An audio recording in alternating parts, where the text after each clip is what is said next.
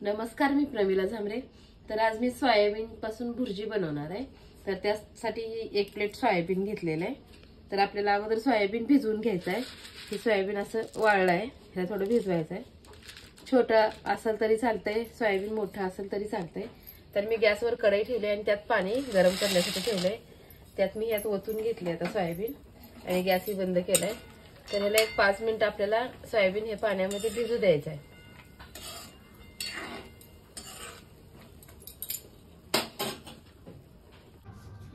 तर बघा, मी आता ह्याच्यामध्ये पातेल्यात काढून घेतलंय सोयाबीन आणि थोडंसं थंड पाणी पण ओतलंय।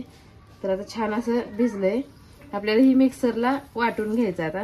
त्याच्यामुळे पूर्ण पाणी निथळून घ्यायचं आहे आणि मिक्सरच्या भांड्यात टाकून घ्यायचं आहे।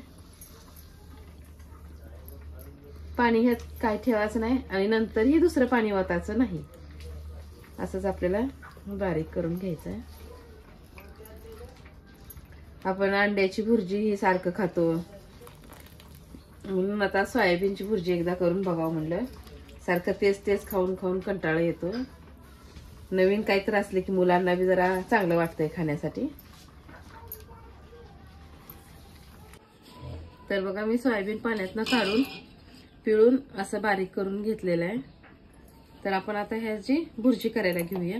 तर त्यासाठी मी मोठे 2 कांदे चिरले, तर 1 टमाटे चिरले आणि अद्रक आणि लसूण मी आपल्या घरातलं चेचून खलबत्त्यामध्ये घेतलेलं आहे। थोडीशी कोथिंबीर घेतली आहे। तर आता गॅसवर मी कढई ठेवली तापायला। आपण आता याला फोडणी देऊया।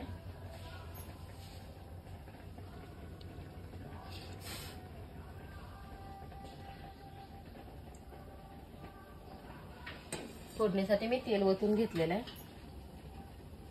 तेल तापलेलं आहे आपलं फोडणीसाठी। तर मी फोडणीला 1 चमचा मोहरी टाकली, 1 चमचा जिरे,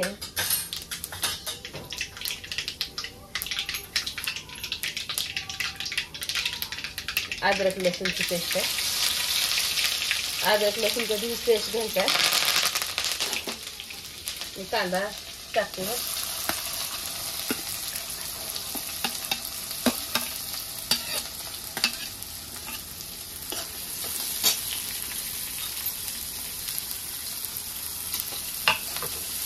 कांदा आपल्याला तेलामध्ये आता चांगला लाल होऊ द्यायचा आहे।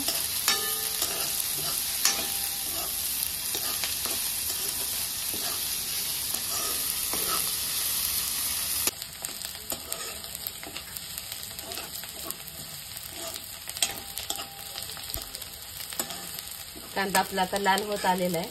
अजून 1-2 मिनिट आपल्याला चांगला भाजू द्यायचा आहे। टमाटर टाकल्यानंतर टमाट्याच्या पाण्यामुळे कांदा चांगला भाजला जात नाही।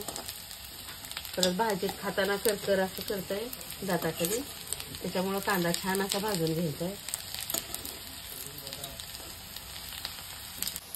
तर आपला कांदा आता छान असा लाल झालेला आहे। ह्यात टमाटर टाकून घेते।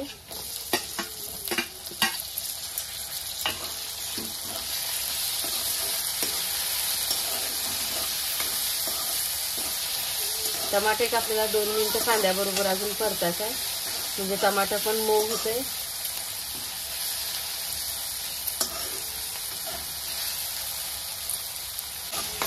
बघा, 2 मिनिटासाठी मी झाकून ठेवलं होतं। तर आपलं टमाटर पण आता मऊ झालेलं आहे। टमाटर जर तसं राहिलं तर मुलं काय करते, ती बाजूला काढून ठेवते ती। त्याच्यामुळं आपल्याला टमाटर पूर्ण शिजवून घ्यायचं, फक्त टेस्ट आली पाहिजे त्यात। टमाटर त्यांना दिसू पण द्यायचं नाही। आता यात मी मसाला टाकून घेते।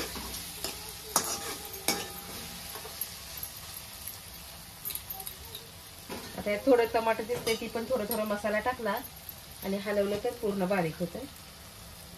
तर आता मी अर्धा चमचा धने पावडर टाकून घेते।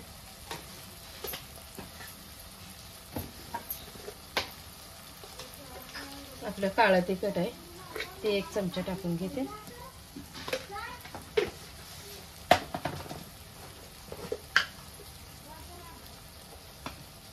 1 चमचा लाल चटणी,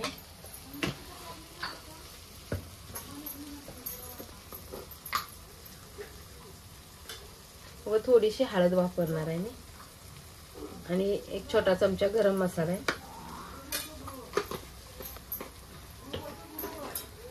आता ही मी हलवून घेणार आहे सगळं.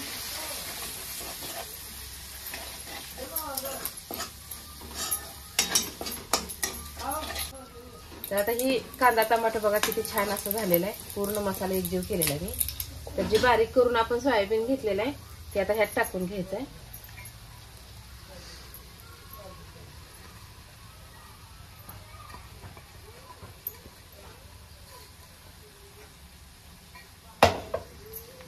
ह्यात आता चवीनुसार मीठ टाकून घ्यायचं आपल्याला आणि बारीक चिरलेली कोथिंबीर.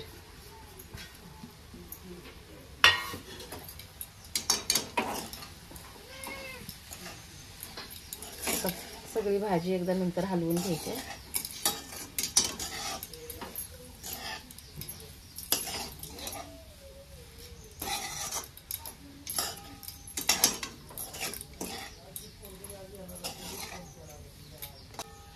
तर बघा आपली सोयाबीनची भुर्जी तयार झाली आहे आणि खायला पण ही टेस्टी भारी लागते. तुम्ही ही अशा प्रकारे बनवून बघा आणि माझा व्हिडिओ आवडला तर नक्कीच लाईक करा, सबस्क्राईब करा. फेसबुकवर बघत असाल तर फॉलो करा.